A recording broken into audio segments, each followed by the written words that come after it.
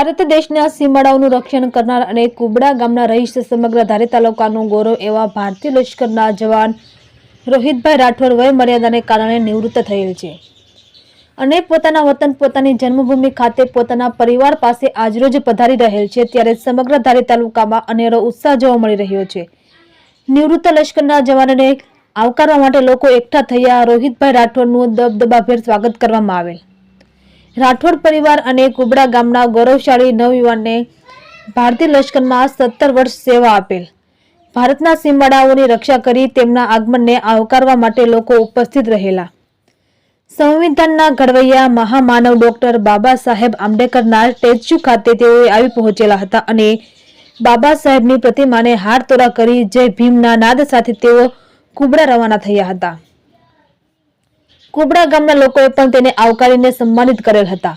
આજ રોજ આ પ્રસંગે એક સામાજિક કાર્યક્રમનું પણ આયોજન કરવામાં આવેલ છે, જેમાં હેમંતભાઈ ચૌહાણ, માયાભાઈ આહિર, હરેશભાઈ શ્રીમાળી સહિતના નામી અનામી કલાકારો કુબડા ખાતે પધારી રહેલા છે। સાધુ સંતો પણ આશીર્વાદ આપવા માટે આવી રહેલ છે। સમસ્ત ધારી તાલુકાના લોકોને ભાવભીનું નિમંત્રણ પાઠવવામાં આવેલ છે। રિપોર્ટર સંજય વાળા, ધારી।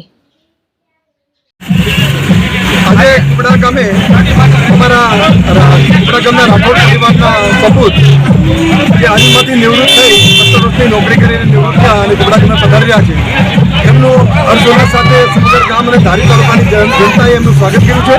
કુબડાની અંદર પણ ખૂબ મોટો પ્રોગ્રામ છે, ડાયરો છે, એમનું સન્માનનો કાર્યક્રમ છે। રાજકીય મહાનુભાવો, સામાજિક અગ્રણીઓ, સંતો મહંતો પધારવાના છે।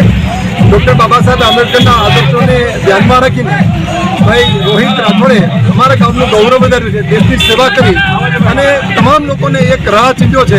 એમને ખૂબ ખૂબ અભિનંદન આપું છું અને શુભેચ્છા પાઠવું છું કે એમનો નિવૃત્તિનો સમય હજી પણ દેશભક્તિ માટે એ વિતાવે એવી એમને શુભેચ્છા પાઠવું છું।